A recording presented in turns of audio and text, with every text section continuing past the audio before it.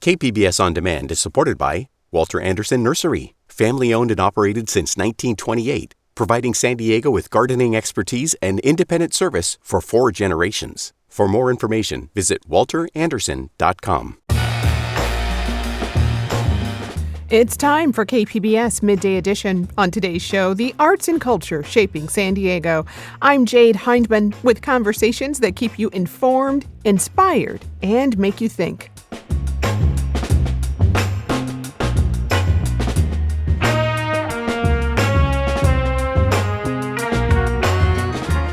We'll tell you how the Loud Fridge Theater puts their productions on for free, then a conversation about how to self-publish your own book, plus your weekend preview. That's ahead on Midday Edition.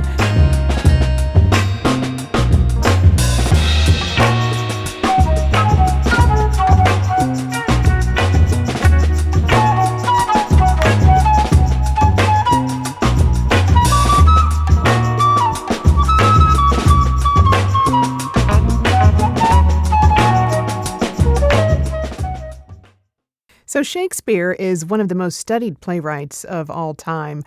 But what do we know about his theater troupe, specifically the boys and men who played his heroines? Well, later this week, Loud Fridge Theater will debut the play Boy, My Greatness. It follows the boy players who played women characters in Shakespeare's plays. I'm joined now by Lee Engelman and the director of Boy My Greatness, and Liliana Talwata. She's the associate director of operations at Loud Fridge and a producer on the play. Lee and Liliana, welcome to Midday.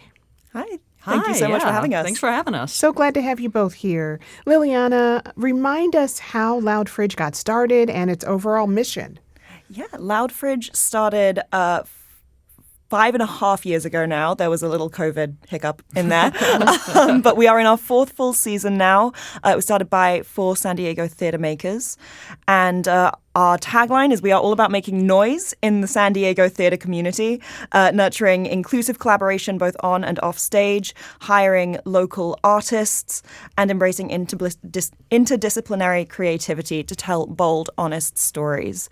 Part of our mission statement is also making sure that the theater that we create is accessible to anyone who wants to come see it and making sure it is welcoming. As part of that, we have what we call our open fridge policy, which means all of our tickets are completely 100% free.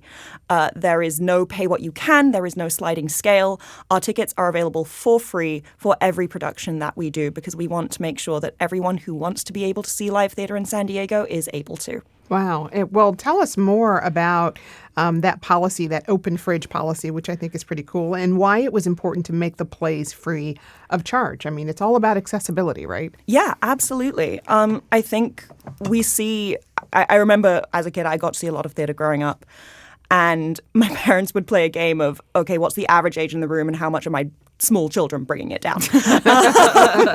And it is true that, you know, we want to get young people into the theater, and I think this show especially is going to be so meaningful to a lot of young people.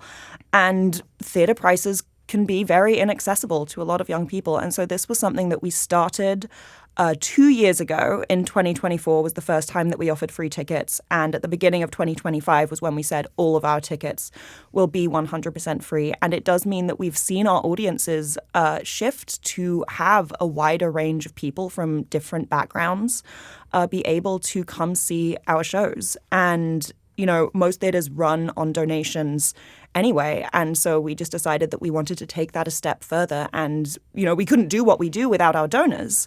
Absolutely we couldn't. And without grants as well. But we want to make sure that anyone can still be a part of our community regardless of that. Yeah. And I know a lot of grants and a lot of funding for the arts have dried up in the last year or so. Has that impacted what you do at all?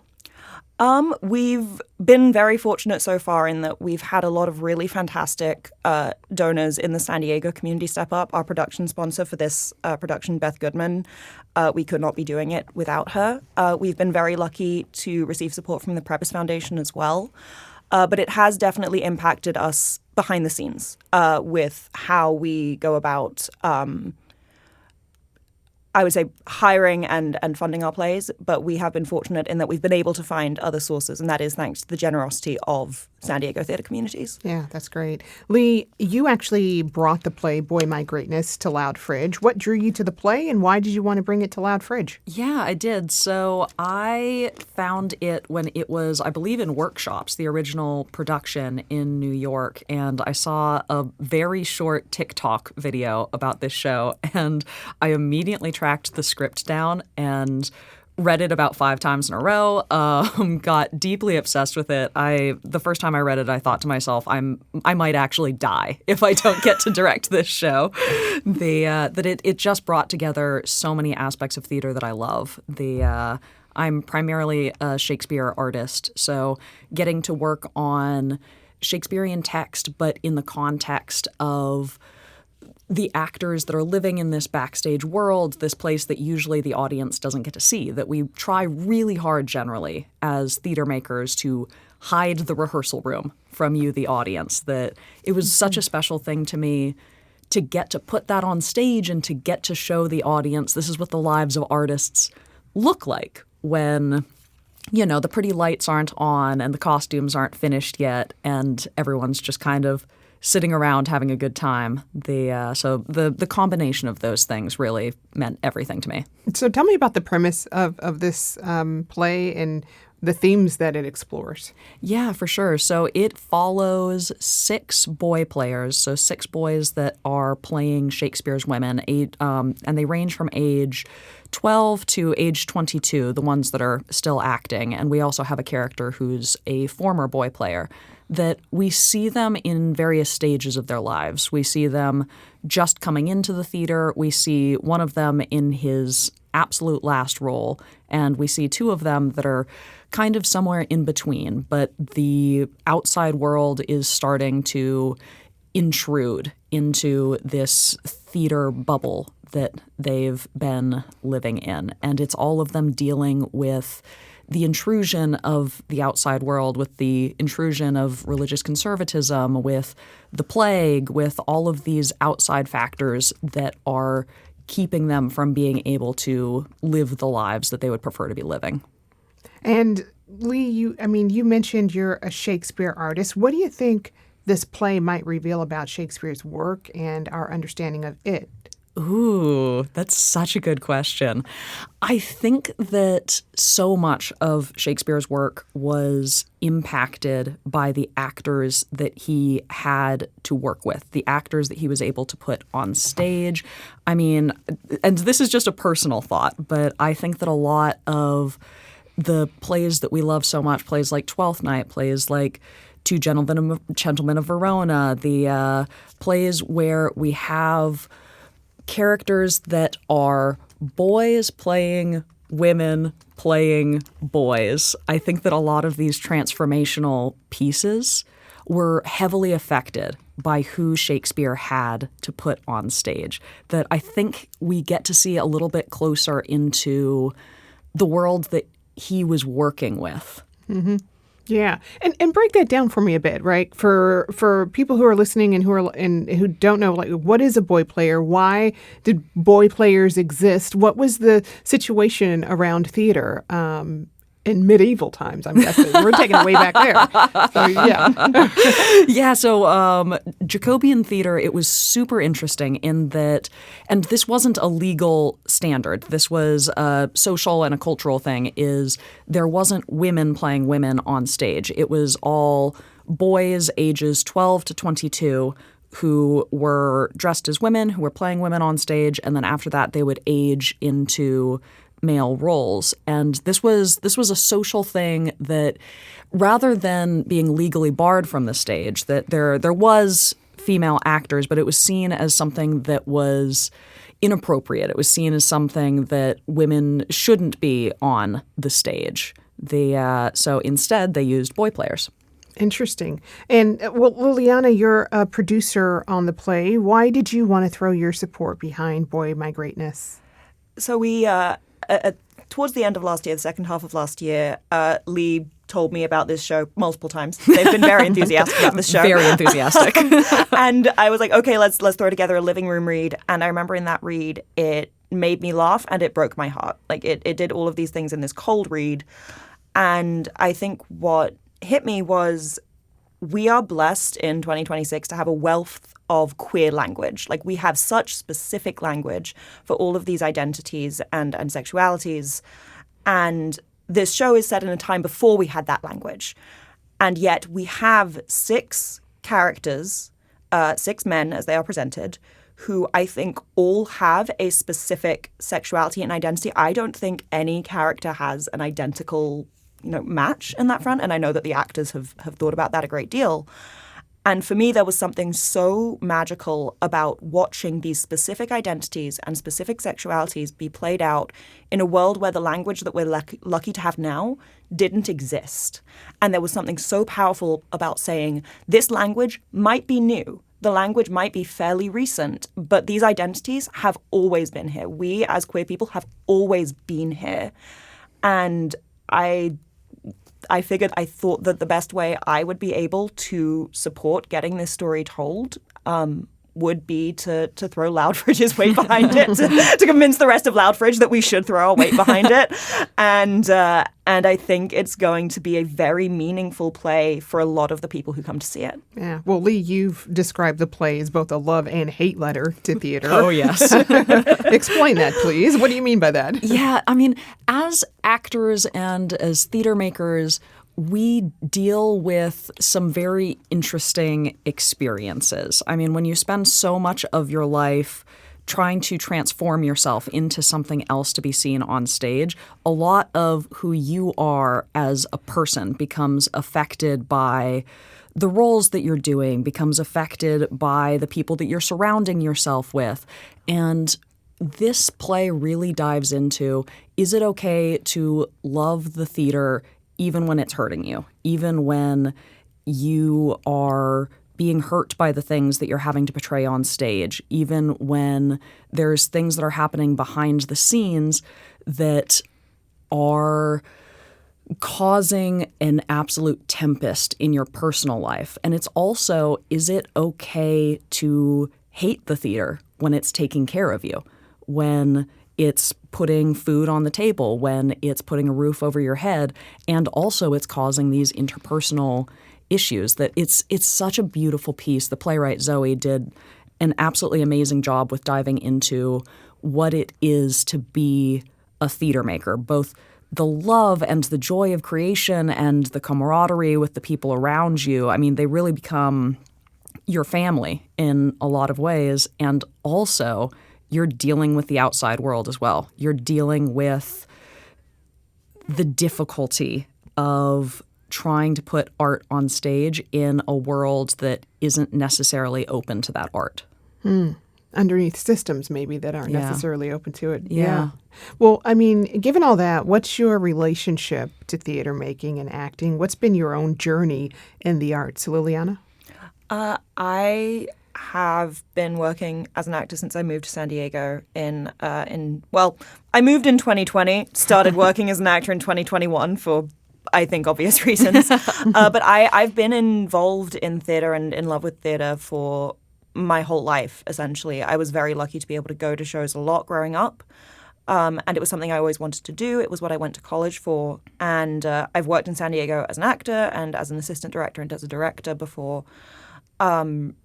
And what I have always found is it is a place where you are asked to sit and engage in empathy. You are going to look at characters on stage and you might not agree with them, you might not like them, but that is okay because you are going to sit with their stories. And at the end of the hour and a half, 2 hours, however long it is, you're going to understand where they're coming from. And I think that is something that we lack in a lot of other areas of our life. And I think that both the storytelling itself and being in a room surrounded by other people who are also watching this and you are all going through this experience together is so, so special. And that is why, COVID was the perfect opportunity for so many of us to walk away from this. and I couldn't do it. I could not do it. And I think that it is a very special place that can encourage empathy in a way that few other things can. Yeah. Lee, how about you?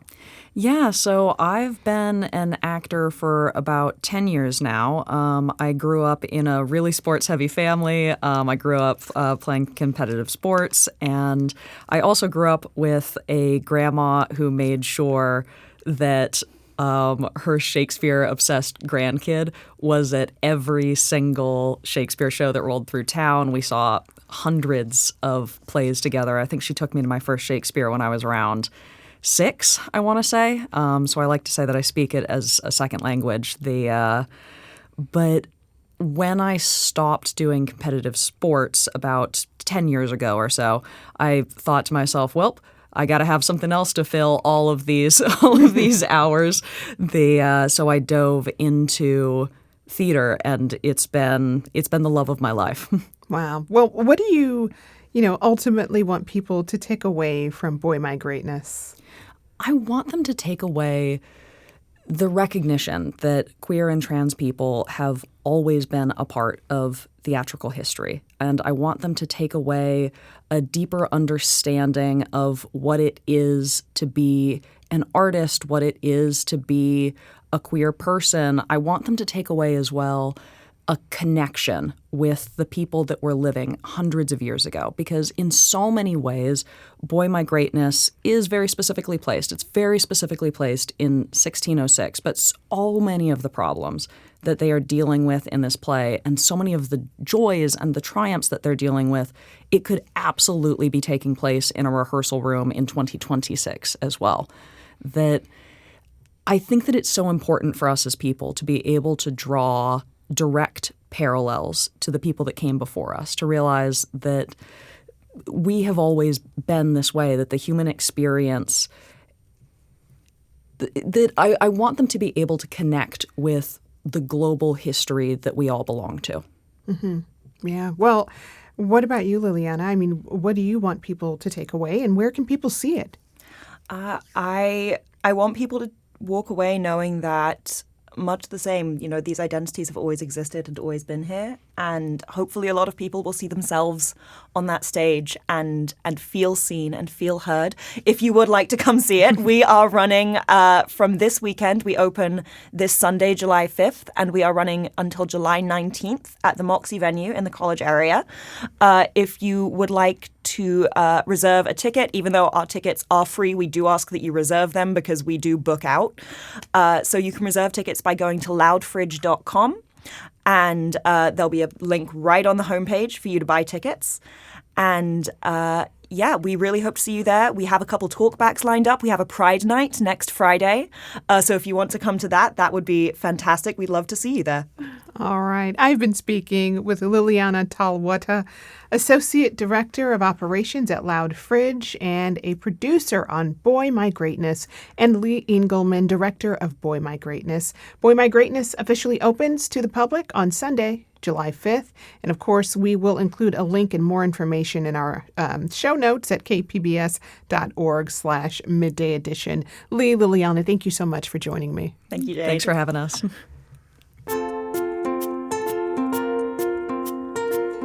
Up next, how two San Diego creatives publish their own children's book when KPBS Midday Edition returns.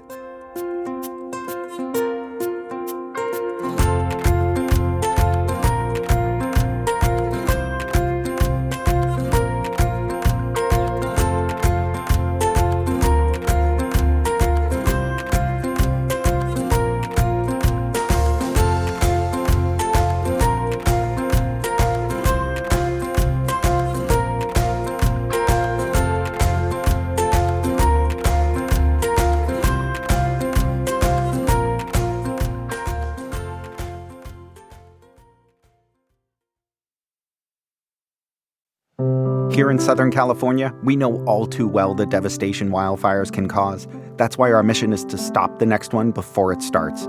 I'm Brian D'Agostino, leader of SDG&E's Wildfire and Climate Science team, and we've built one of the most advanced wildfire prevention programs in the country, with a team of world-class meteorologists using artificial intelligence and real-time weather data, all to help keep our communities safe. We're also building a stronger grid and using public safety power shutoff when necessary because, believe me, I've seen firsthand how unpredictable wildfires can be. But here at SDG&E, we face that uncertainty head-on to help keep you safe. Learn more at sdge.com/wildfire safety. Welcome back to KPBS Midday Edition. I'm Jade Hindman. Today we are going to visit Wiggly Wriggly Farm to meet Linny, the little sheep. Linny appears in the new children's book, Your Fluff is Enough, the first in a series of Wiggly Wriggly Farm stories written by Rashmi Gandhi and illustrated by Darren Oy. But neither one of them ever thought they would be creating a children's book. KPBS arts reporter Beth Accomando sat down with the creators to find out how Linny and his farmyard friends came to be. Beth started by asking Rashmi what inspired her to write a children's book. I think the first thing is I wanted to have a book I wish I had when I was growing up about really recognizing that you are enough. And secondly, I have nieces and great nieces, and I really wanted to leave them something that said, you guys are perfect as you are, and may you always stay the same. You don't have to compare yourself to anything else or be anyone else. Your fluff is enough. Originally, though, this did not start as a children's book. So what was the original idea for this? I've spent a lot of time in corporate America, and having managed teams who are difficult, I had a wonderful manager, and I said to him, we should write a book because it looks like we've handled a team of animals at times. And wouldn't it be great if we wrote a communication and teamwork book about how a farm works, but analogize people to animals. So that was the original idea. And in fact, I ran the characters that I wrote through a disc assessment just to see how they would turn out. But maybe that's further down the line. Now, because it became a children's book, a key element to children's books is illustration. So Darren, how did you get involved in this? 5 years ago, when the world shut down for COVID and stuff like that, and things are opening back up, I was selling these character Christmas cards. So I would just draw these cute little animals, and I would sell them as these blank Christmas cards people could buy and send to other people. So Rashmi got a set, and she really loved the illustration style. So I stopped doing that for a while just because life got busy, and then Rashmi approached me and she said, hey, I remember those character cards that you did. I loved how cute those animals are. I'm working on this exciting book series that's about farm animals. Would you be interested in hearing more about what this is about and being a part of it? And so she gave me this amazing presentation and pitch about this whole world that she had built with her writing. And she showed me kind of like, okay, this is what I have an idea for. These are the animals I'm thinking. The animals that you drew feel like such a great starting point style that could match. And so then it was a matter of, yeah, this sounds super fun. I've never done anything like it. And let me come up with a design that's inspired by, but can still have its own brand identity so that we can turn this into something really, really new and exciting. Yeah, it took a few redesigns to kind of find the right one, but it felt like a very easy process of being excited to join and be a part of this. And then also that we just had a lot of easy chemistry, I felt like, while we were working. Started off with just drawing these little Christmas cards just to try to make a living when the world was kind of shutting down and reopening. And then now it's exciting to turn into something else. And describe what the creative process is like. Did you have the book completely written and then present it to him? Like, just talk about how you put this together. Yeah, so I actually wrote 4 of the books straight off. I started with Lenny. It was while I was traveling. I retired last year, and I always wanted to write. But I was never good at finishing things. So I would start things and write some essays and start like 4 chapters of a novel and have very lofty ideas. But it was when I was traveling, this whole thing came together. So I wrote all 4 characters and then basically presented to Darren this vision of the world. So I'd written 1, and then I wrote the second one, which is Penny. And then I figured, well, where do they live? And then created the world, and then went back to writing the next 2 books. You mentioned Lenny. Explain who Lenny is. Lenny is a little sheep who perceives that he doesn't have as much fluff or as much fur or wool as all the other sheep, and he doesn't feel adequate. And his story is that he realizes that actually he is adequate. Again, each of the characters has a perceived flaw, a self-perceived flaw that becomes their superpower. And again, I wanted to relate that to children just to say that it doesn't matter who you are, that truly your fluff can be enough. You just have to kind of reprogram the way you see yourself. Now, when you decided to tackle this, you didn't just write a children's book, you decided to also do it in rhyme and blank verse. So what inspired that? I've always loved words and rhyming. I love gangster rap, which people find unusual. But I've just always loved rhyme and poem and the ability to tell something in a way that is like a song. And rhyme is so fun. Children love rhyme. I love rhyme. And it's that ability. I think, Darren, you said it. It's that feeling of being able to predict the next word that's going to come up. That's super fun, and how it just sticks with you. So I've always loved rhyme, and I decided to do it in rhyme. And sometimes I'm regretful of that, but most of the time it's fun. And Darren, talk about your creative process in the sense of you're creating these animals. Yeah. What are you focusing on in terms of the design and the look of these animals? So my drawing style, I would say, before working on this book, was really inspired by a lot of anime and manga. There's a lot of with those styles, there's a lot of sharp edges, exciting things going on, a lot of almost kind of sleekness. And I wanted to do the opposite of that, knowing that with children's books, I didn't want anything that would come off as looking aggressive in any kind of way. So specifically with the shapes of the characters, I was thinking a lot of roundness, a lot of soft curves, a lot of colors that are a little bit more easier on the eyes rather than bold colors. I wanted the bold colors to be more reflected in the eyes rather than the actual body of the character. And so a lot of it was thinking, what would be something that is akin to a stuffed animal, something that would have the fullness of being stuffed with polyfill, that would be cuddly, cute. I was thinking big head, small body. That always feels kind of like a fun animated quirk that kind of sets cartoons apart from kind of drawing something more realistic. And Rashmi can tell you, the very first design of Lenny looked a little too editorial, where part of his fleece was almost shaped like a bow tie, and then his face was all long and he had slender limbs.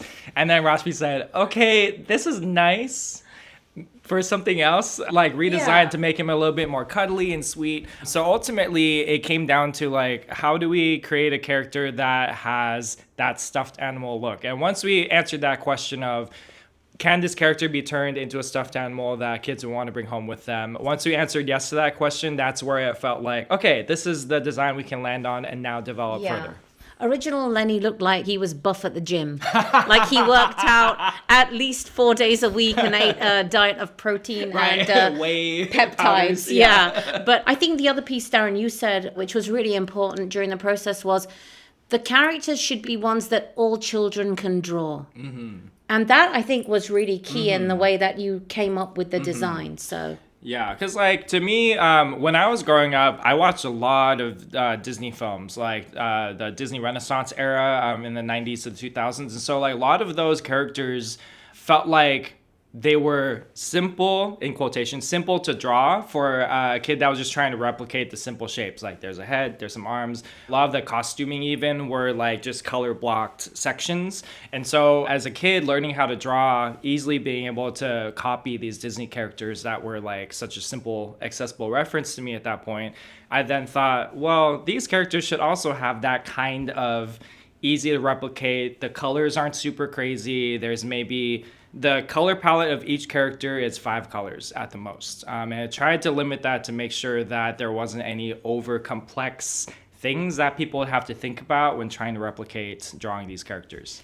And I've heard you talk about drawing eyes before. Yes, so yeah. Talk about making the eyes of these characters. So they always say the eyes are the window to the soul, right? And I wanted the souls of each of these characters to be very, very, very easy to see and understand and to emote with. And so with all these characters, their eyes take up at least, I would say, a third of their face, if not more. So I didn't want there to be any question about what they were thinking, what they were feeling. Because one of the things that people tend to feel safe about is knowing the intentions of another person or a character. Mm-hmm. Once it starts to go into I don't know what they're thinking, I don't know, then it gets not as safe. And so then I wanted somebody reading these books, looking at these pictures, to automatically have that safety of, oh, yeah, I can trust this character. I can trust their intentions. And also I understand who they are and what they're thinking about. So all of the eyes are very, very expressive because of how large they are. Again, there's a lot of roundness to the shape, so that it helps contribute to also the shape of their face as well and the way that it's laid out. And then all the colors for the characters' eyes are specifically chosen based off of their characterization and aspects of who they are that are pertinent to the stories. You've not only thought through doing 4 books, but you have a website where you want to offer tools to people who might be using the book. So explain what that's like. Yeah, so our website, quick plug, is happywiggly.com. And what we've tried to do is make it very approachable. So there's an interactive map where people can go on, kids can go on with their parents or caregivers and click on the little animals and find out more about them. We plan to put coloring pages out of the various characters. We have activities like build your own confidence crown, make your own kindness cards. Again, the whole world is about sharing kindness. And I know that sounds trite, but I really felt like this world at this time really needs more kindness. And I was thinking about great friends that I have who are grandparents and spend a lot of time with their grandchildren, aunts and uncles who get to spend time with their nieces and nephews. And these are fun things that we can do together. So again, we're going to try and put more of that stuff out. And you mentioned that this is a 4-book series. So who will Lenny be joined by? So Lenny's actually joined by all 3 of his friends, Penny, Daphne, and Felix, in the first book. So we have Penny, who's a little piglet, and she's very conscious of her weight and being messy because she loves mud. So that's her story. We have Felix, who is a very cute little nerd, and he's, people think of foxes being sly like a fox. He's shy like a fox. And his story is all about finding his laughter and being able to let other people in. He also wears glasses because my little great niece got glasses last year and she was very upset that she looked different to everyone else. And so we figured, let's give Felix glasses. Let's make that normal. And then we have Daphne, who doesn't quack like other ducks. And that was really an analogy for me around children who have speech impediments, or I was thinking about, refugee children who come to different countries. They have different accents. They can't speak the language, but they all have something to offer. So that's our 3 characters so far. I wrote them time agnostic. I wrote them in a certain order, obviously, but each book is a standalone. So we have to decide which one we do next. I think we have an idea of what we want to do next, but I'm not sure what we'll do. Maybe we'll surprise everyone. And you said this is your first attempt at drawing children's books. How has this experience been? Is this something that you enjoyed? Yeah, I've enjoyed it a lot. I think what differentiates this kind of art style versus other styles I've drawn, like I mentioned before, I love the simplicity of it. I love the simplicity of the shapes, the color choices. Everything just looks clean, I guess is the word that I can say. Everything looks clean and polished. Because I would say that in some of the other kind of drawing styles I have, there's just always kind of a lot going on. So then sometimes the eyes don't really know where to look.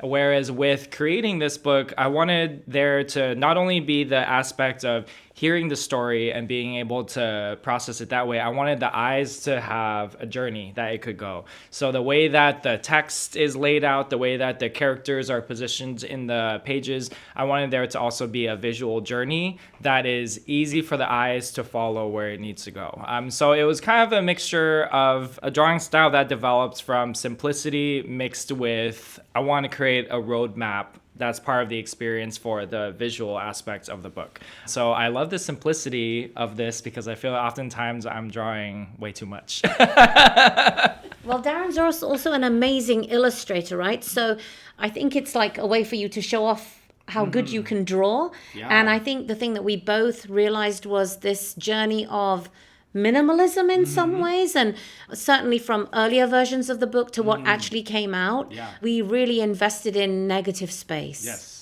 The first iterations of the book felt cluttered. That's how we described it. We were like, oh, okay, there's a lot of exciting things going on, but now the eye is kind of confused. Sometimes, like, if you go to like a buffet and you look at everything all at once, it's like, where do I start? Whereas if you have fewer options, it's a little bit less overwhelming for you to then navigate. So it kind of felt like that with some of the earlier versions, where then we thought, okay, let's leave some more empty space in the page so that there's at least not this overwhelming overwhelming sense of, like, I don't know what to pay attention to.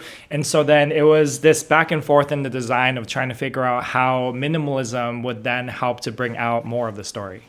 That was illustrator Darren Oy, along with author Rashmi Gandhi, speaking with KPBS arts reporter Beth Accomando about their new book, Your Fluff is Enough. It's now available on Amazon.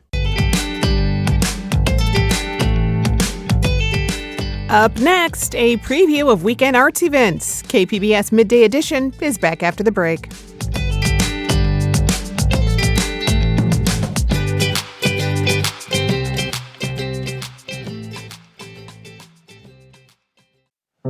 Here in Southern California, we know all too well the devastation wildfires can cause. That's why our mission is to stop the next one before it starts.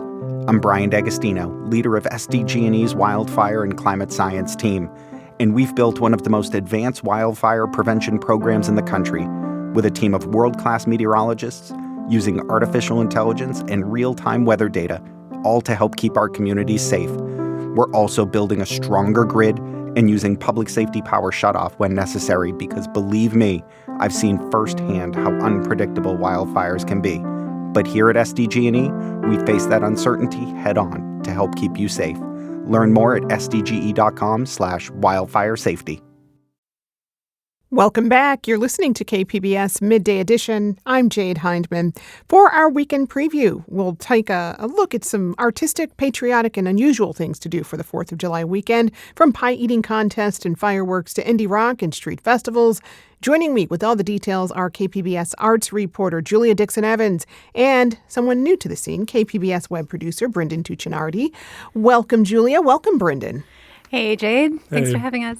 Glad to have you both here. So, Julia, let's start things out in the North County. What's happening at Oceanside Museum of Art on Friday night? Yeah, so this is their street level party. It coincides with Oceanside's first Friday art walk.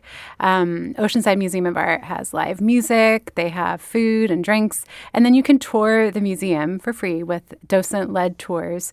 And right now they have a super impressive slate of exhibits. They always have a bunch, but right now they're pretty great. A couple on my radar are Kate Tova. She has an exhibit of these like really unique paintings. They're kind of like beautiful fields of flowers, but then they have people face down in them. So it's kind of unsettling. That's called A Place to Rest My Tired Mind. There's also matrix multiplied hybrid approaches to printmaking. And Brothers in Arts, which is work by James Hubble, the late legend, and his brother, Bert Hubble. So if you're wanting to check any of these out, this is a great excuse to do it. It's 5 to 8 p.m. on Friday in Oceanside, and it's all free. Sounds nice. Brenden, what's something unusual folks can see for this 4th of July? Well, eating contests are a very traditional 4th of July event, but here in San Diego, Julian puts kind of their own spin on it. The town is holding an apple pie eating contest, which is very on brand for Julian, if you know. But it's also very patriotic because, as we know, nothing's more American than apple pie. So there are going to be 2 divisions, one for kids and one for adults. And the pies were donated by none other than Julian Pie Company. The contest is at 10:25, but it's part of a larger all-day celebration, which includes a giant American flag, a parade, live music, and a vintage plane flyover. All right, Julia, in theater, the Old Globe has a new show opening this weekend, but it's adapted from a classic film. Tell us more. Yeah, so this is a new play. It was first produced in the UK in 2025 by Emma Rice, and the Old Globe is holding the North American premiere of it. And it's an adaptation of Hitchcock's film from 1959, North by Northwest. The story follows Roger Thornhill, who's this ad executive who gets mistaken for a Cold War spy, ends up entangled in all sorts of stuff, dangerous encounters like kidnappings, murder plots, police chases, you name it. And Emma Rice is actually here directing the production with her company for the Globe. The actors, I think with the exception of Danny Collins, who's playing Roger Thornhill, they're all playing multiple roles. And I kind of love like the physical comedy of that when you have those shape-shifting actors on stage. This is here at the Globe from July 3rd through August 2nd. All right. And the nation is celebrating 250 years since the signing of the Declaration of Independence. Brenden, are there any events for the history buffs out there? Yeah, there are. If you're looking to celebrate like San Diegans did in the 1800s, the old-fashioned Fourth at Old Town San Diego State Park is the perfect event for you. There's going to be live music, craft vendors. One thing I think is really cool is weaving, spinning, and blacksmith demonstrations. And then also a slate of 19th century lawn games like sack races, tug-of-war, and of course, hoop and stick. I love it. Yeah. All of this is free to enjoy, and the museums at the state park will also be open. Okay. And Julia, you have a World Cup watch party to recommend. Why is this one on your radar? Yeah, this is a big outdoor watch party. It's on Sunday along the newly renamed Chicano Park Boulevard in Barrio Logan. It's happening right underneath the Barrio Logan neighborhood sign. That's where they're going to set up a screen. It'll be a giant screen, 23 by 13 foot mobile LED. And they're going to broadcast the Mexico versus England, their round of 16 game. Kickoff is at 5 p.m., but they'll start gathering for the festivities at 4.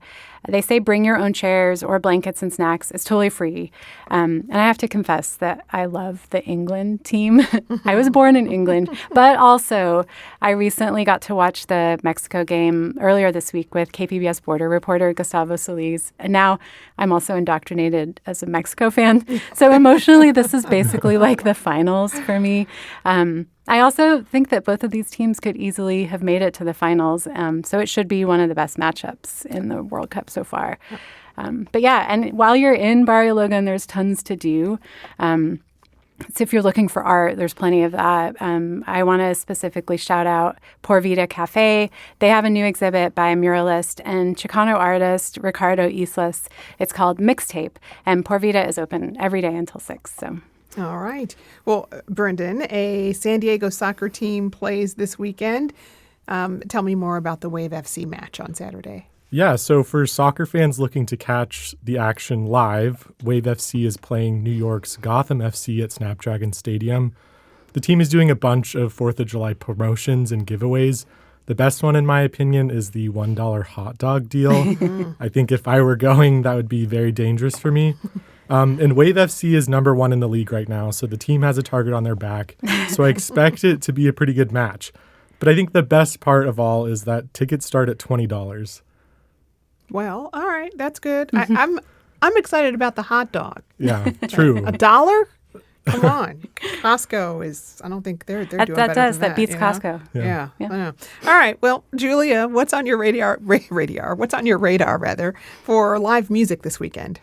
All right, so there is an all-local show on Sunday night at Soda Bar. 3 great local bands. There's Dead Ohm, My Call, and Gone. Gone are this indie punk project. It's fronted by Mario Rojas with Alex Jacobelli. We're listening to their track called Test the Stars. It's from their full-length album that came out in 2023 called Thinker, which is such a good album. It's just really impressive start to finish.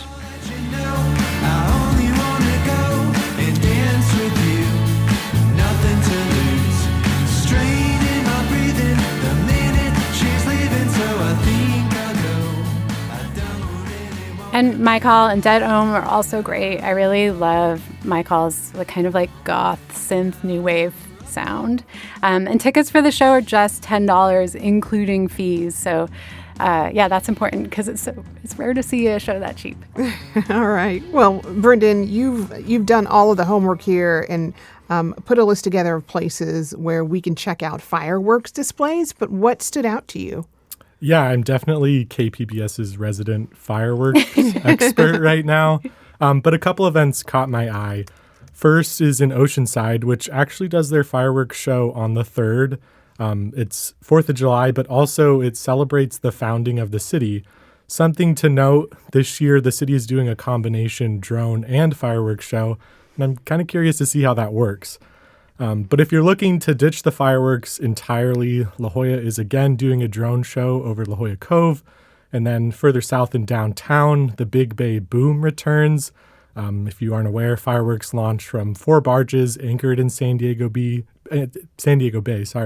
There's no bad view along the waterfront, and organizers say it's the largest fireworks display on the West Coast. And then finally, in Chula Vista at the Elite Athlete Training Center, there's going to be a fireworks show set to a bilingual soundtrack, which is really cool. All right. I always attend that one. And finally, Julia, for classical music fans, we've got some piano music, right? Yeah, this is at the Athenaeum Music and Arts Library. It's the 27th annual summer festival with piano player local Gustavo Romero, who is a super dynamic performer. He spent the last 27 summers just playing piano every Sunday afternoon at the Athenaeum. And one little tidbit that I really love about Gustavo Romero is that he first performed there when he was a little kid, just like this little piano prodigy. So yeah, every summer he kind of chooses one or two composers and does this deep dive into their music. And this year he's selected the Hungarian composer Franz Liszt, as well as Manuel de Falla, who's a Spanish composer. And one of the pieces that he's playing this week in Sunday's show is Liszt's Hungarian Rhapsody No. 11, which we're listening to now.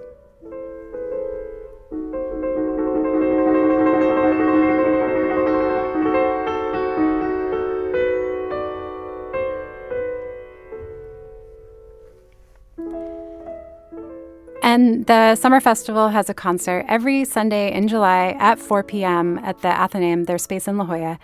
You can get festival passes for all 4 weeks or just a ticket for one of the shows if you want. All right, and you can find details on all of these events and more on our website at kpbs.org. I've been speaking with KPBS arts reporter and host of The Finest, Julia Dixon Evans. Julia, thank you. Thanks, Jade. Along with web producer Brenden Tuccinardi. Brenden, thanks. It was great to have you on. Yeah, thanks, Jade.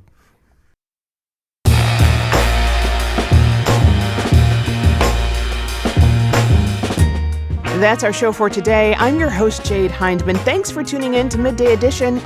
Be sure to have a great day on purpose, everyone.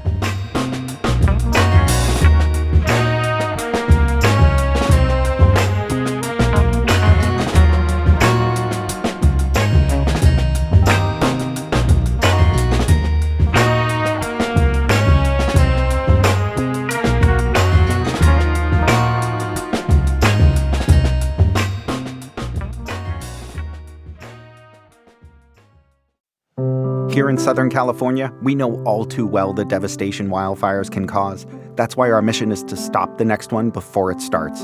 I'm Brenden Tuccinardi, leader of SDG&E's Wildfire and Climate Science team, and we've built one of the most advanced wildfire prevention programs in the country, with a team of world-class meteorologists using artificial intelligence and real-time weather data, all to help keep our communities safe. We're also building a stronger grid and using public safety power shutoff when necessary because, believe me, I've seen firsthand how unpredictable wildfires can be.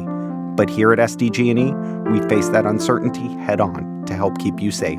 Learn more at sdge.com/wildfire safety.